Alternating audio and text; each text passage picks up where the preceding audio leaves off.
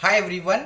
तो आइए अब हम चलते हैं सेक्शन 17 की तरफ, apportionment of credit and block credits. ठीक है, apportionment of credit and block credit. अब हम इसमें पढ़ेंगे कि आईटीसी को आप कैसे यूज करोगे और आईटीसी कौन कौन सा आपको नहीं मिलेगा। ठीक है, सेक्शन 17 सबसेक्शन 1 एंड सबसेक्शन 2 बोलता है apportionment of ITC.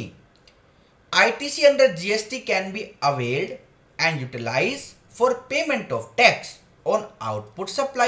ये तो हमको पता ही है, जो हम सेल करते हैं उस पर जो टैक्स बनता है और जो हमने परचेज के वक्त टैक्स पे किया वो हम माइनस कर लेते हैं अपनी सेल में से। ठीक है, आपको अगर लिख के भी बता देता हूं, वैसे बहुत बार हमने बताया है, tax on sale minus tax paid on purchase.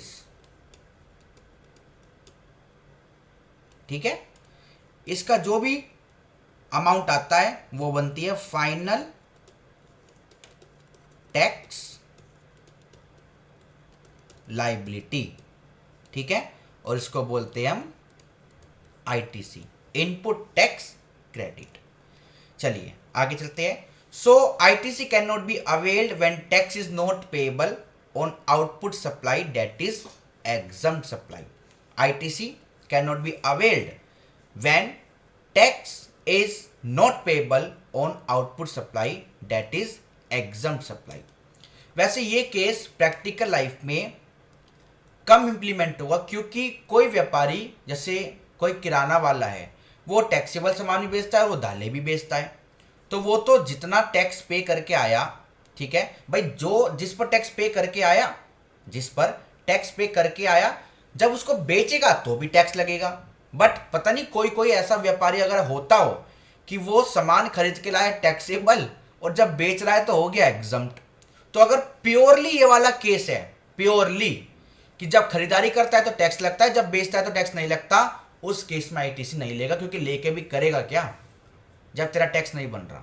ठीक है, तो अगर कहीं पर ये ऐसा मॉडल है, बिजनेस मॉडल, तो वहां पर ये पॉइंट अपने आप ही लगेगा कि जब तेरे को टैक्स देना ही नहीं तो क्यों ले रहा है, तो आईटीसी क्यों ले रहा है। क्योंकि अगर तू आईटीसी ले लेगा तो वो गवर्नमेंट को नहीं जाएगा ना, क्योंकि वो तो तुम्हारे जीएसटी पोर्टल में तुम्हारे बैलेंस में आ जाएगा, बट वो पड़ा रहेगा पड़ा रहेगा पड़ा रहेगा, क्या करेगा उसका जब तेरा टैक्स बनना ही नहीं है।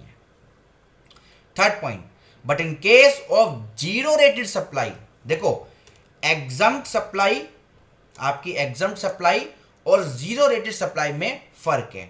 ठीक है, एग्जम्प्ट सेल क्या होती है और 0% रेटेड क्या होती है।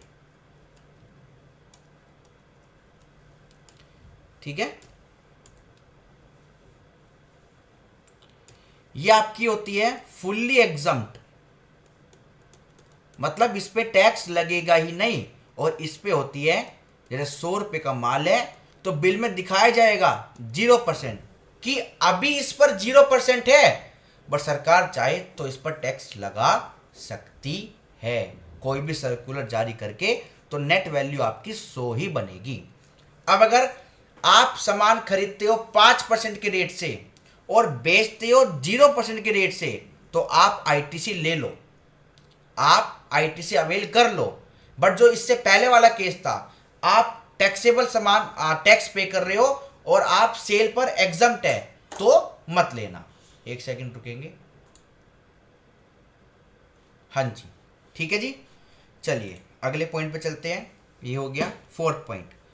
However, if a taxable person is making both taxable and exempt supply, अभी नया केस आया कि भाई मैं सामान खरीदता हूँ टैक्सेबल, बट जो सामान खरीदता हूँ ये ज़्यादातर ना मैन्युफैक्चरिंग के केस में होगा, ट्रेडिंग में तो नहीं होगा। ठीक है, ये ज़्यादातर मैन्युफैक्चरिंग के केस में होगा। तो किसी ने सामान खरीदा टैक्सेबल रॉ मटेरियल, उससे जो सामान बना फिनिश गुड, एक बना एग्जम्प्ट और एक बना टैक्सेबल। तो अगर आपने, ठीक है, आपने 2 लाख रुपए का रॉ मटेरियल परचेज किया जिस पे आपने 18% टैक्स पे किया, ठीक है, कितना होगा, 36,000 होगा आई थिंक, ठीक है, 36,000 टैक्स हो गया। अब जब आपने इसको प्रोसेस किया, ठीक है, आपने प्रोसेस किया तो दो सामान बने, ठीक है, दो सामान बने, फिनिश गुड 1, इस पर नोटिस आते हैं।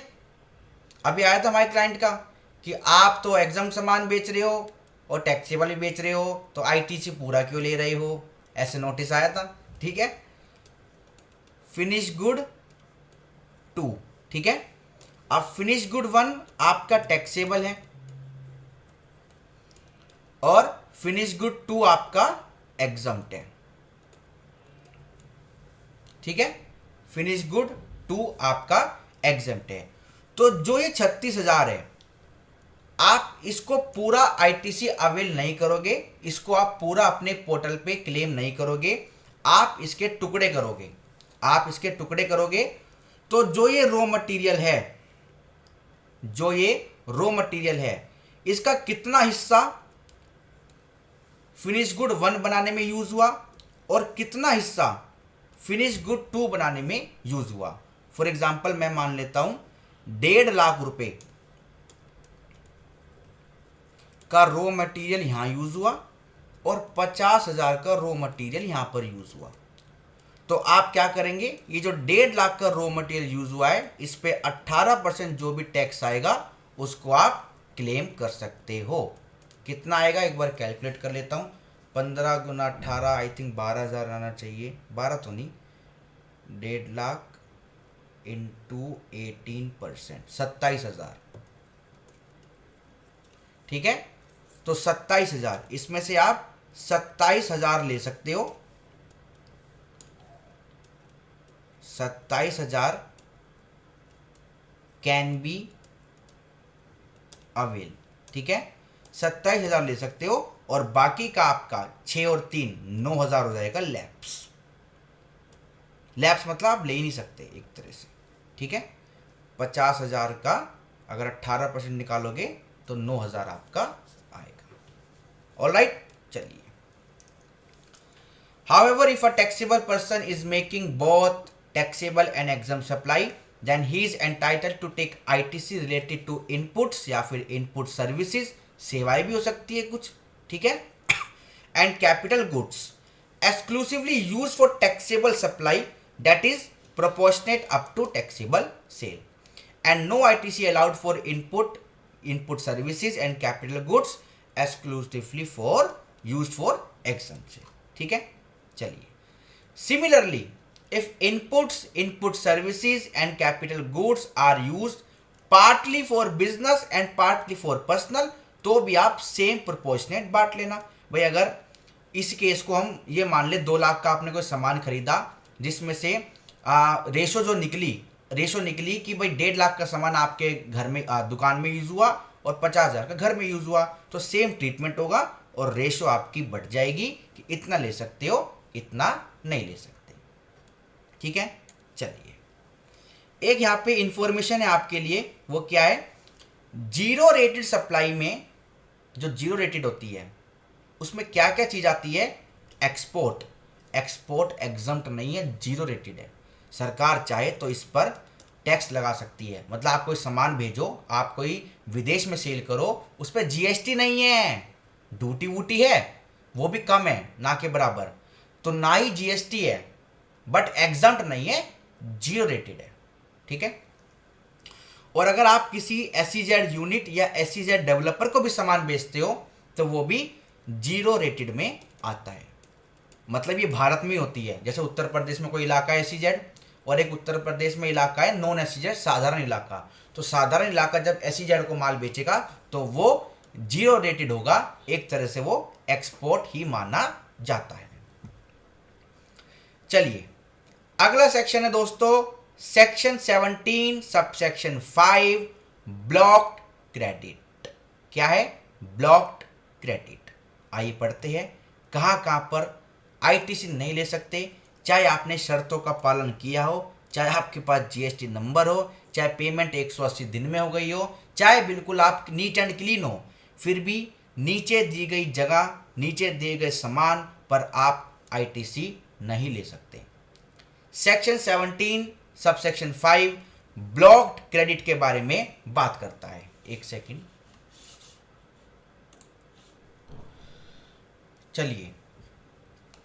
The blocked list of credit covers mainly items of personal consumption. भाई पहला पॉइंट तो यही आता है कि भाई जो सामान पर्सनल कंजम्पशन से है उस पर आईटीसी नहीं मिलेगा। ऑलरेडी मतलब ये डिस्कस हो चुका है कि बिजनेस होना चाहिए, बट फिर भी input services use of which result into formation of are also blocked.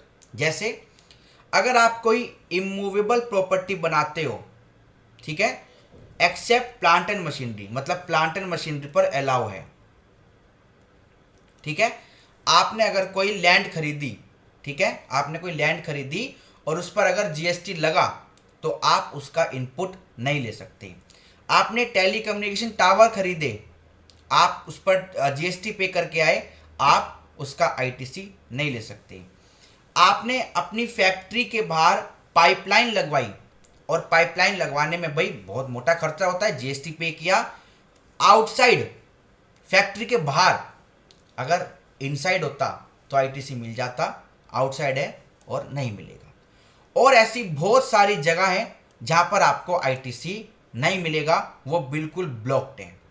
The various goods and और services on which credit is blocked are discuss here under in the next page. आइए अगले page पर चलते हैं कि वो कौन कौन से प्रोडक्ट है या कौन कौन सी सर्विसेज है जिन पर आईटीसी नहीं मिलेगा। पहला है जी motor vehicle and other conveyance and related services. Related services पर भी नहीं मिलेगा। जैसे इंश्योरेंस करवाया आपने, आपने सर्विसिंग कराई, रिपेयर एंड मेंटेनेंस करवाई, किसकी? मोटर व्हीकल की या अदर कन्वेंस की, तो आपको कोई भी आईटीसी नहीं मिलेगा। जो आप टैक्स पे करके आ चुके वो गया, ठीक है। Motor vehicle exclude, motor vehicle exclude. अब ये कह रही है भाई इन पर और इन पर आईटीसी मिलेगा, क्योंकि ये मोटर व्हीकल नहीं है। क्या मोटर व्हीकल नहीं है? Vehicle running upon fixed rail, ठीक है, वो मोटर व्हीकल नहीं है तो आईटीसी मिलेगा। Special purpose vehicle for being used in a factory और एनी एनक्लोज्ड प्रीमाइसेस, उस पर आईटीसी मिलेगा। Vehicle with less than 4 wheels fitted with engine capacity up to 25 CC, उस पर आईटीसी मिलेगा। 10 इसीलिए railways up to 25 CC, 2 wheeler या फिर 3 व्हीलर जो 25 सीसी तक है। पहली बात तो रेल 25 सीसी तक नहीं होती, ठीक है। कुछ रेल पे वो चलता है जैसे एक छोटी सी वो बग्गी से बन जाती है, उसमें 4 पहिए लगा दिए और उस पर अगर ट्रांसपोर्टेशन हो रहा है, उसकी सेवाएं आप ले रहे हो तो ठीक है। Bicycle etcetera do not fall in the definition of the motor vehicle, तो इन चीजों पर आईटीसी आप ले सकते हो। इनके अलावा कोई भी मोटर व्हीकल को खरीदोगे या किसी कन्वेंस को खरीदोगे या उनसे रिलेटेड कोई सेवाएं आप लोगे, उन पर आईटीसी आपको नहीं मिलेगा। ब्रॉडली अगर देखा जाए कि आईटीसी कहां कहां पर ब्लॉक्ड है, ITC is blocked on motor vehicles जो ऊपर कवर नहीं हुए, मतलब जो एग्जम्प्ट हो गए, मतलब जिन पर अलाउ है वो तो ठीक है, उनके अलावा जो बचे उन पर आईटीसी नहीं मिलेगा। वेसल्स एयरक्राफ्ट पर आईटीसी नहीं मिलेगा। और यहां पर भी कुछ एक्सेप्शन है, वो क्या है आगे देखेंगे। Further ITC is also blocked on certain services relating to motor vehicle vessels. भाई जिन जिन पर आईटीसी नहीं मिलेगा उन पर जो आप रिलेटेड सर्विस लोगे, इंश्योरेंस वगैरह वगैरह, रिपेयर एंड मेंटेनेंस, सर्विसिंग वगैरह, उन पर भी आईटीसी नहीं मिलेगा। सिंपल।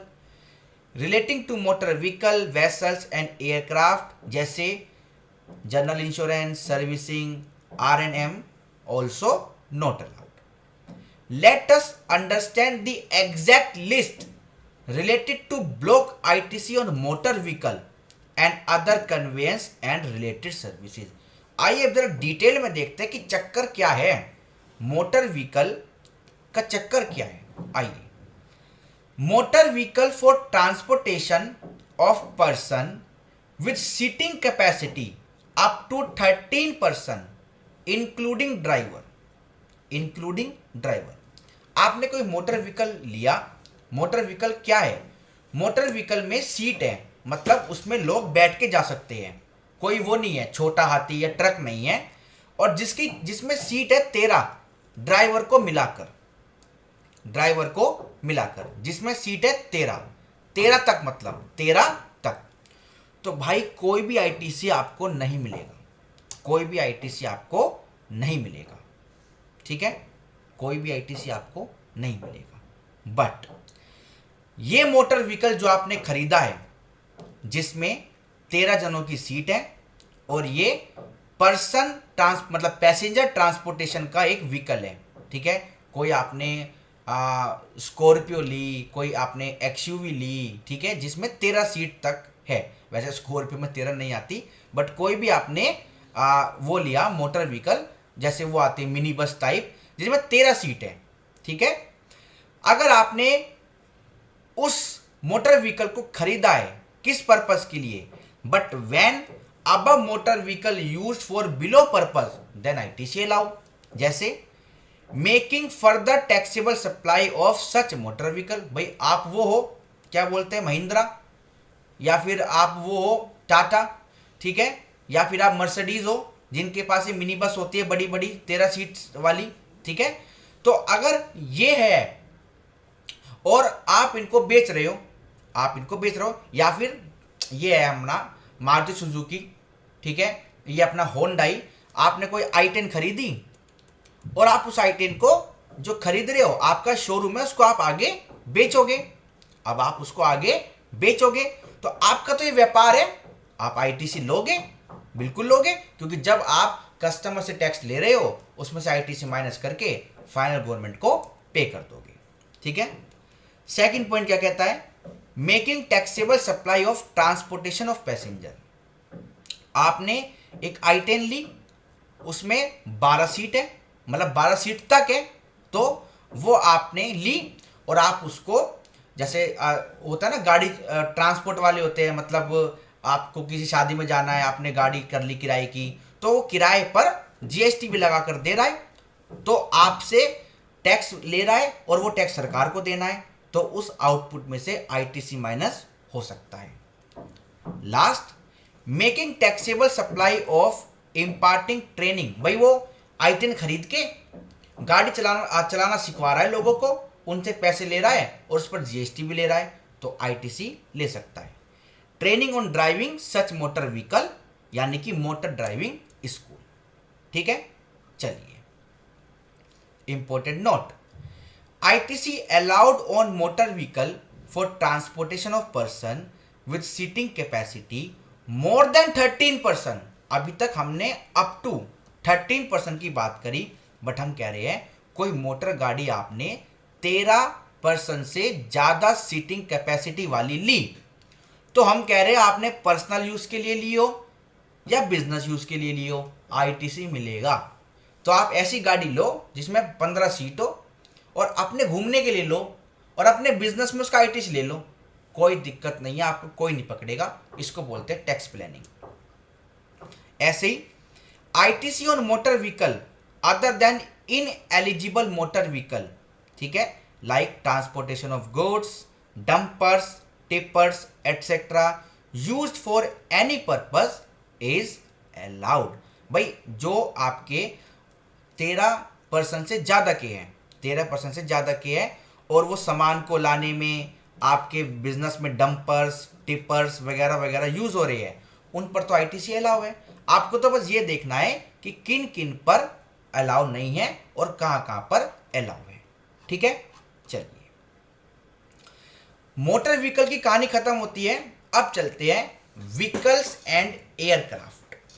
तो भाई यहां पर भी आईटीसी नहीं मिलेगा, क्योंकि हम तो ब्लॉक आईटीसी पढ़ रहे हैं ना, और उसके बाद पढ़ रहे हैं कि कहां कहां पर मिल जाएगा।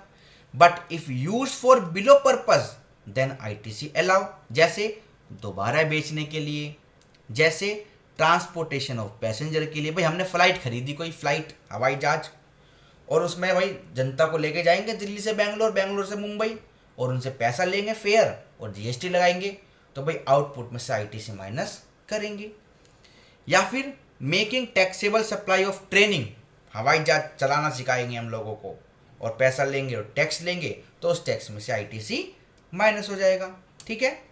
Making taxable supply of imparting training on flying such aircraft, यहाँ पे वेसल की बात हो रही थी, यहाँ पे एयरक्राफ्ट की बात हो रही है, दोनों में ट्रेनिंग की बात हो रही है। या फिर सामान को ले जाने के लिए आपने कोई खरीदा है, मतलब आप गुड्स ट्रांसपोर्टेशन का बिजनेस स्टार्ट कर रहे हो।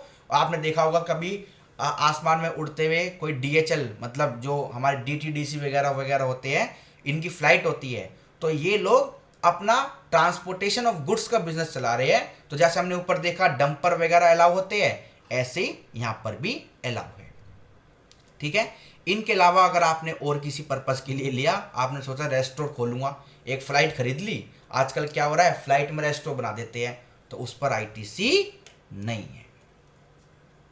ठीक है।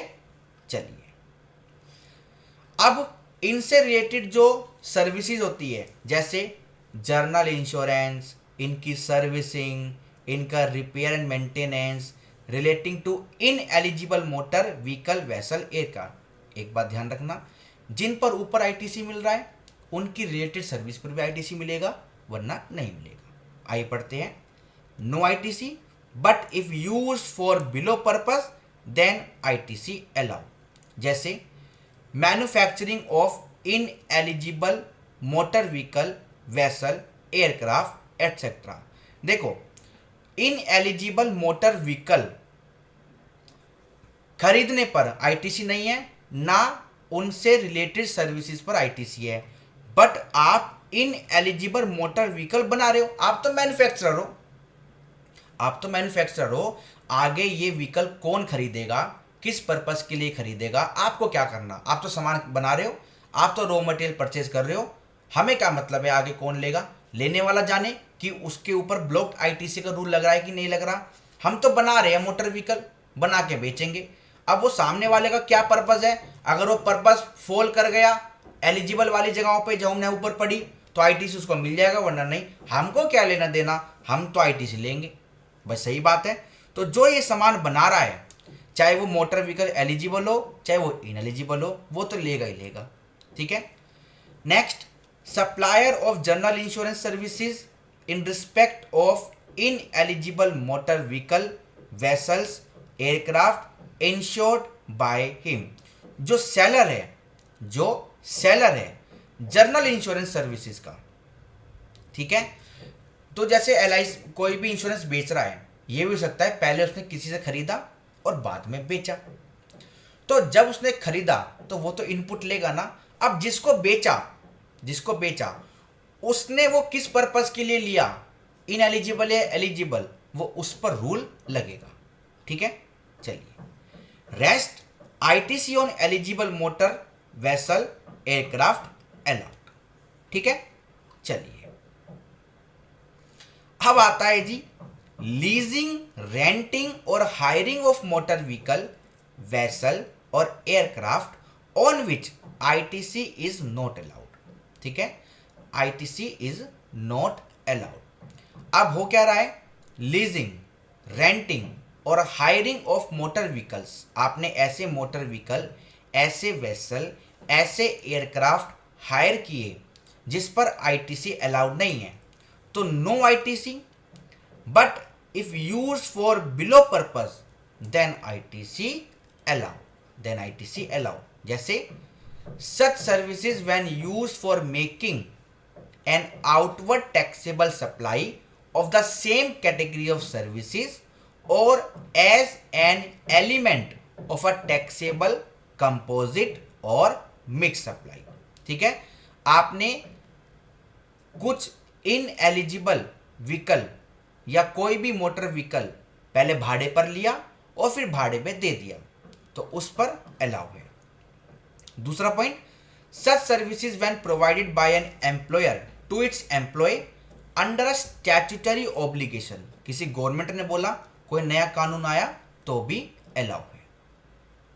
Important note, ITC on leasing, renting और hiring of motor vehicle, vessel और aircraft on which ITC allowed, ITC is also allowed. जिस सामान को खरीदने पर आईटीसी है, उस सामान को अगर आप रेंट पर भी लेते हो तो भी आईटीसी अलाउ है।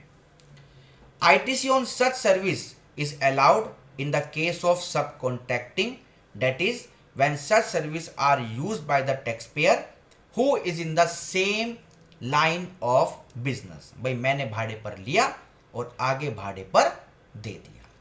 ठीक है, तो ये था आपका कि जब आप मोटर व्हीकल को भाड़े पर लेते हो तो भाई भाड़ा दोगे, टैक्स मतलब किराया दोगे, उसका किराए पर जीएसटी भी लगता है, तो आपको जीएसटी का आईटीसी नहीं मिलेगा। बट कब कब आईटीसी मिल जाएगा? सच services when use for making an outward taxable supply. आपने कोई मोटर व्हीकल लिया और उसका यूज हो रहा है आपके बिजनेस में आउटवर्ड टैक्सेबल सप्लाई को पूरा करने में, of the same category of services, मतलब आपने भाड़े पर जो मोटर व्हीकल लिया वो यूज हो रहा है आगे ही मोटर व्हीकल को भाड़े पर देने में, या फिर और as an element of a taxable या फिर composite mix supply.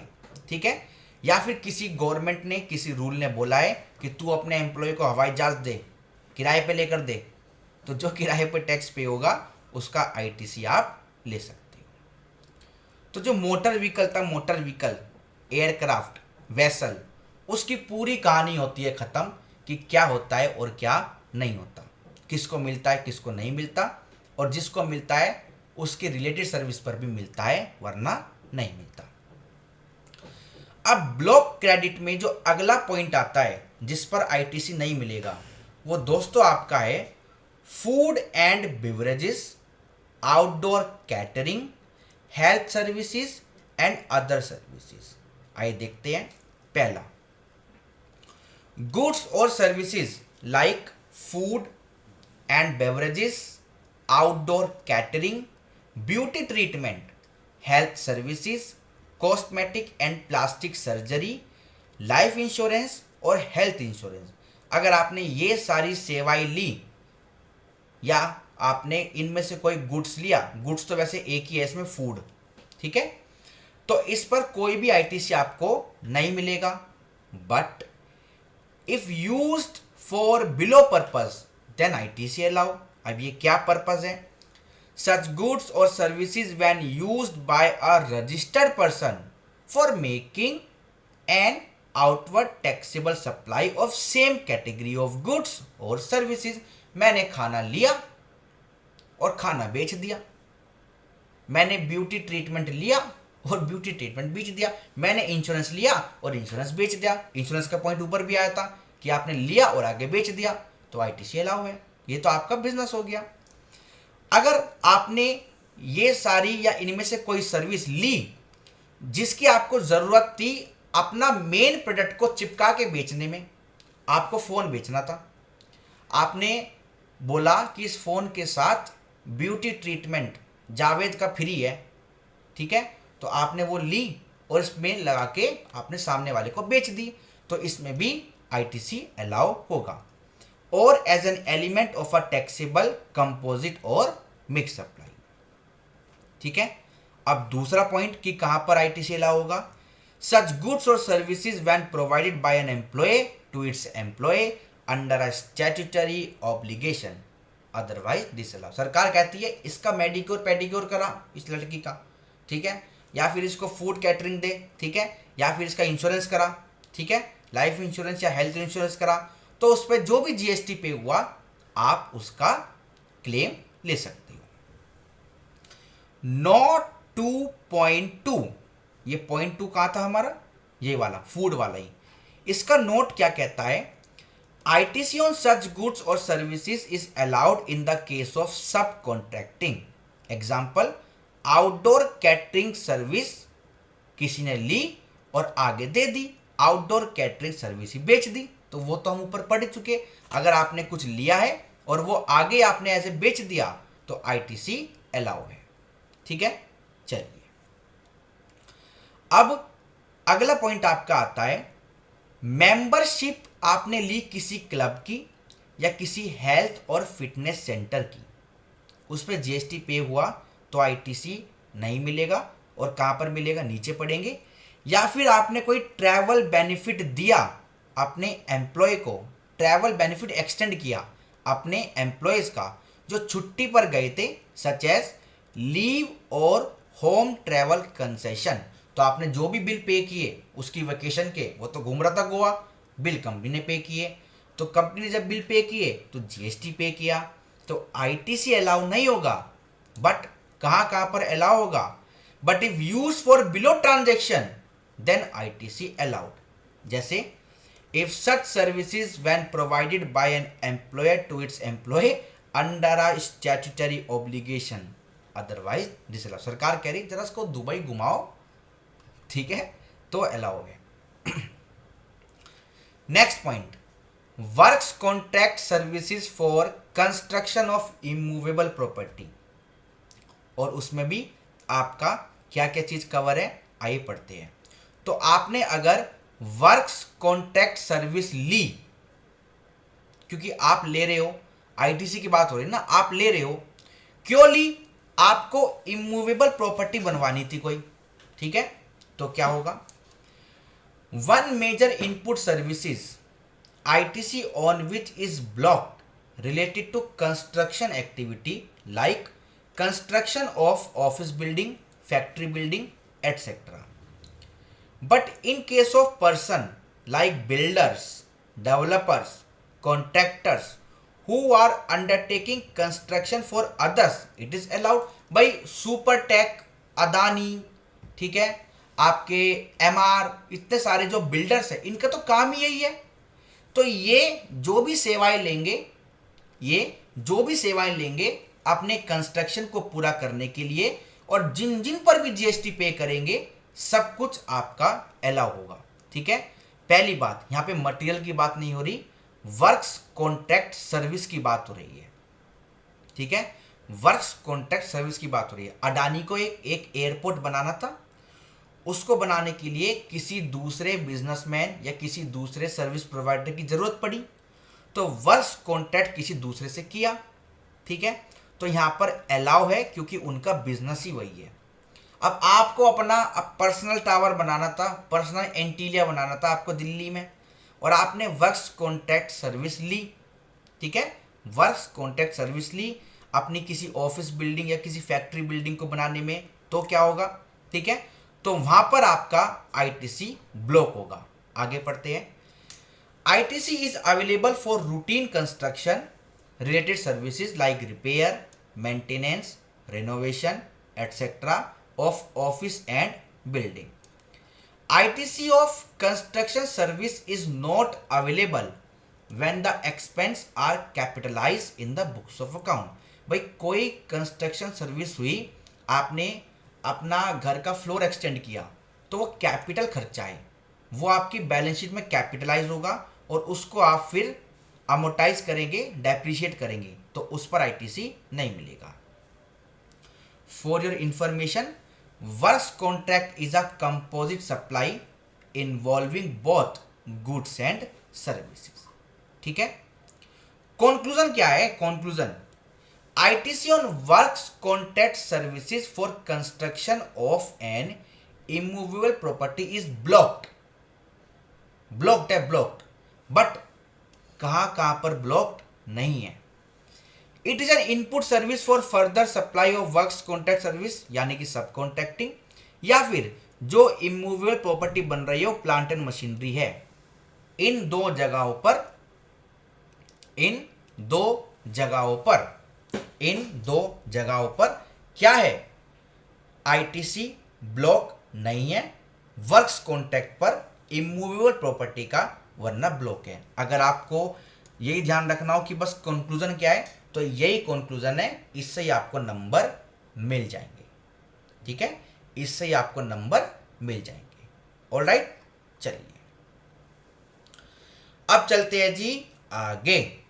Meaning of construction, हमने बोला कंस्ट्रक्शन, कंस्ट्रक्शन कंस्ट्रक्शन कंस्ट्रक्शन में क्या क्या चीज आएगी? Construction includes reconstruction, renovation, addition, alteration, repairs.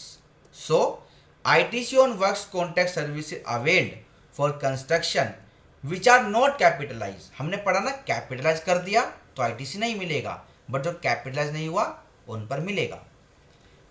Whether for any immovable property or which are related to plant and machinery is allowed irrespective of their line of business. ठीक है, line of business से हमें फर्क नहीं पड़ता. बस ये 2 point देखो. अगर आपने जो वर्क्स कॉन्ट्रैक्ट की सर्विस ली है, अगर वो आपका एक इनपुट है और आप आगे भी वर्क्स कॉन्ट्रैक्ट दोगे तो अलाउ है, या फिर आप कोई प्लांट एंड मशीनरी बना रहे हो तो अलाउ है. प्लांट एंड मशीनरी का मतलब क्या है? Plant and machinery means apparatus, equipment, machinery fixed to earth by foundation or structural support that are used for making outward supply of goods oblique services and includes such foundation or such structural support. Plant and machinery में क्या नहीं है, ये important है. Land and building नहीं है, land and building नहीं है, लैंड एंड बिल्डिंग नहीं है, और other civil structure, telecommunication tower भी नहीं है, pipeline laid outside factory premises भी नहीं है. Thus, ITC on works contract services availed for construction of eligible plant and machinery is allowed irrespective of the line of business and irrespective of whether expense is capitalized or not.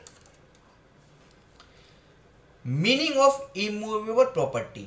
It includes land, benefit to arise out of land, and things attached to the earth or permanently fastened to anything attached to the earth. Attached to the earth का क्या मतलब है? Rooted in the earth as in the case of trees, shrubs, except standing timber. जो भाई जो लकड़ी कटी हुई खड़ी है उसका क्या, वो तो जमीन से जुड़ी भी नहीं है ना. Growing crops वो भी हट जाएगी. Grass. Embedded in the earth as in the case of walls or buildings, attached to what is so embedded for the permanent beneficial enjoyment of that to which that is attached. ठीक है, चलिए अब आपका थोड़ा confusion और दूर करते हैं जो आपके मन में चल रहा है और मेरे मन में भी चल रहा है. Self construction of immovable property. अब आपने वर्क्स कॉन्ट्रैक्ट नहीं लिया. वर्क्स कॉन्ट्रैक्ट में क्या होता है? वो अपनी ईंटें भी लाएगा, अपनी टाइल भी लाएगा, अपने मजदूर भी लाएगा. अब आप अपना घर खुद बनवा रहे हो खड़े होकर, ईंट खुद खरीद रहे हो, लेबर खुद ला रहे हो, तो क्या होगा? Self construction of immovable property. सबसे पहली बात, हमने जब ITC शुरू करा तो हमने पढ़ा था कि आप रजिस्टर्ड होने चाहिए और जो भी आप काम कर रहे हो बिजनेस के रिलेशन में होना चाहिए. तो अगर आप घर बनवा रहे हो तो आप भूल जाओ ITC, वो पर्सनल हो गया. आपने कोई गाड़ी ली 13 सीट से ज़्यादा की पर्सनल के लिए, भूल जाओ, नहीं मिलेगा आपको ITC. ठीक है, शायद मैंने एक पॉइंट यहाँ पे कवर कर दिया था, बट मैं उसको करेक्ट कर देता हूँ. मेरे को अभी याद आया, 1 सेकंड लगेगा. हाँ, यहाँ पे मैंने बोला था एनी पर्सन कुछ नहीं होता. पर्सनल तो भूल जाओ. अगर आपने पर्सनल भी कुछ लिया है तो कोई ITC नहीं मिलेगा. ठीक है, मैं कहाँ पर था? हाँ नहीं, ये तो हो गया था. हाँ जी, सेल्फ कंस्ट्रक्शन. अब आपने ईंटें वीटें सब खुद ली. ITC is blocked when a taxpayer procure goods or services to build an immovable property by his own. But अगर आप प्लांट एंड मशीनरी खुद बना रहे हो तो अलाउ है. ठीक है, point of purpose is irrelevant. Point of purpose is irrelevant. आपने ये बिल्डिंग क्यों बनाई? मतलब इसमें आपके एम्प्लॉय रहेंगे या फिर आप इसमें मैन्युफैक्चरिंग करोगे, उससे में फ़र्क नहीं पड़ता. प्लांट एंड मशीनरी बनाओगे तो सामान पे, सर्विस पे, सब पे ITC मिलेगा, वरना नहीं मिलेगा. ITC is fully blocked. It means worst contract have few exemption but no exemption in self construction. Whether business or not, ये तो पता नहीं क्यों लिखा है whether business or not. भाई बिजनेस होगा तभी तो आपको ITC मिलेगा. चलिए next point, inward supply charge to tax under composition levy. आप कंपोजिशन डीलर हो, आप सामान खरीदते हो, आप उस पर टैक्स पे करते हो, बट जब आप सेल करते हो तो आप बुक्स ऑफ अकाउंट मेंटेन नहीं करते और आप 1% या 5% ITC गवर्नमेंट को दे देते हो, मतलब टैक्स दे देते हो. तो जब आपके ऊपर रूल है कि आपको गवर्नमेंट को पैसा देना ही देना है 1% या 5%, तो आप ITC नहीं लोगे और ना ही रिटर्न में आता. No ITC to composition dealer, no ITC to person buying from composition dealer. अब जब वो अपनी GST में किसी का पार्टी का नाम लाता ही नहीं, वो तो सीधा सेल का 1%, 2 डब्बे होते हैं उसकी में, तो टैक्सेबल और टैक्स, और गवर्नमेंट को पे कर देता है. तो जो उससे सामान खरीदता है उसको भी टैक्स नहीं मिलता, मतलब ITC नहीं मिलता. ठीक है, क्योंकि वो लेता भी 1% ही है, वो 18% वगैरह चार्ज नहीं करता. 6 point, inward supply received by a non resident taxable person. आप परचेज किसने करी? नॉन रेजिडेंट टैक्सेबल पर्सन ने. तो भाई ये तो थोड़े दिन के मेहमान हैं, चले जाएंगे. तो no ITC to non resident,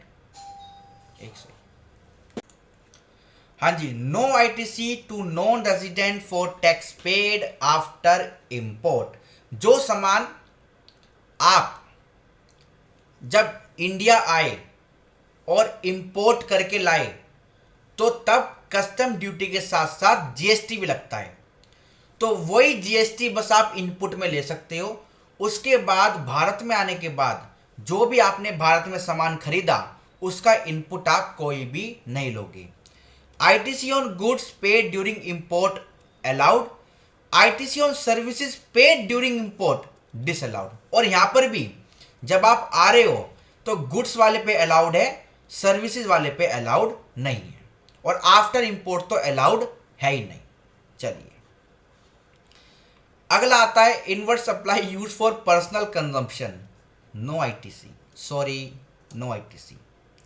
अगला आता है free samples, gift, goods lost और स्टोलन. आपने कुछ सामान फ्री में बांट दिया, आपने किसी को सैंपल के बेसिस पे दे दिया, मतलब सैंपल देते देते देते देते वो सामान की वैल्यू बहुत ज़्यादा हो गई. आपने सोना सैंपल में दे दिया कि ले अंगूठी चेक करके ले जा कि कैसी है.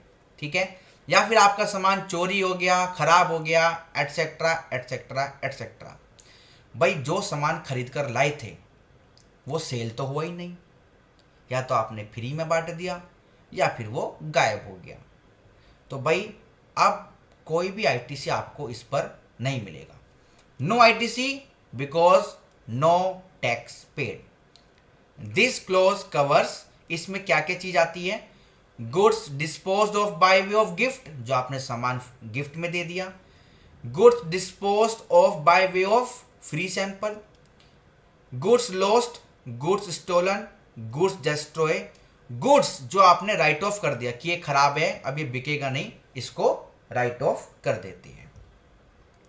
For your information, medical shops can return expired goods as a fresh sale और बाय क्रेडिट नोट. मेरे एक क्लाइंट को नोटिस आया था, नोटिस तो कुछ और था, डिपार्टमेंट ने झूठी कहानी बना दी कि ये जो सामान वापस होता है, मतलब जो सामान एक्सपायर होता है उस पर भी ITC ले लेते हैं, उसको वापस तो कर ही देते हैं और ITC रिवर्स नहीं करते. तो भाई जब मेडिकल शॉप पे दवाई एक्सपायर होती है तो वो वापस जाती है, तो या तो सेल का बिल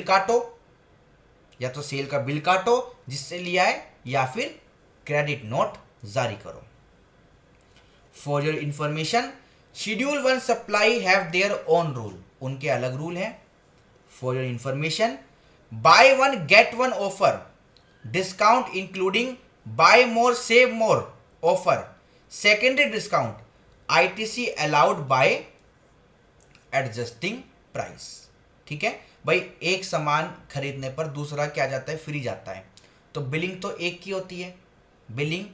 होती है, तो ITC भी आपको फिर एडजस्टेड प्राइस पर ही मिलेगा। जो आप भाई आप तो 2 खरीद के लाए, आप तो 2 खरीद के लाए, पहली बात तो कोई ऐसा नहीं करेगा कि वो 2 खरीद के लाया और 1 फ्री में बेचेगा, वो तो पीछे से ही स्कीम आती है जिससे हम खरीद के लाते हैं। बट अगर फिर भी कोई है बेवकूफ़, वो 2 खरीद के लाया, ठीक है, और कह रहा है 1 लो 1 फ्री, 1 लो 1 फ्री, 1 लो 1 फ्री, तो जब वो सामान बेचेगा तो टैक्स तो 1 पर लेगा। हम कह रहे हैं आईटीसी भी 1 पर ही ले, आईटीसी भी 1 पर ही ले, ठीक है। चलिए 9th और लास्ट पॉइंट आज की क्लास का, आईटीसी का नहीं, आज की क्लास का, no ITC for tax paid in fraud case, detention, confiscation etcetera, clause I of section 17 subsection 5। भाई आपने टैक्स पे किया, आपका केस लगा, ठीक है, धोखाधड़ी का कुछ भी केस लगा, आप कह सरकार टैक्स तो पे कर दिया, अब आईटीसी ले लेते हैं ना। अरे आईटीसी कैसे ले लोगे? जो आपने किसी गलती के रूप में टैक्स पे किया, अब आप उसका आईटीसी मांग रहे हो, तो आईटीसी नहीं मिलेगा। तो दोस्तों आज की क्लास बड़ी इंपॉर्टेंट थी ये वाली, ब्लॉक्ड आईटीसी। बच्चे घबराते हैं कि क्या अलाउ है क्या अलाउ नहीं है, किसको अलाउ है किसको अलाउ नहीं है। आप इसको अच्छे से पढ़ो, कोई भी डाउट आए मुझसे पूछो, व्हाट्सएप नंबर पे पूछो और आपको मैं गाइड करूंगा। और आप फिर जब आईटीसी पूरा हो जाएगा तो कोई भी क्वेश्चन आप ट्राई कर सकते हो। चलिए तो आज की क्लास में ही रुकते हैं, मिलेंगे अगली क्लास में कुछ नई बातों के साथ। तब तक के लिए thank you so much, bye bye.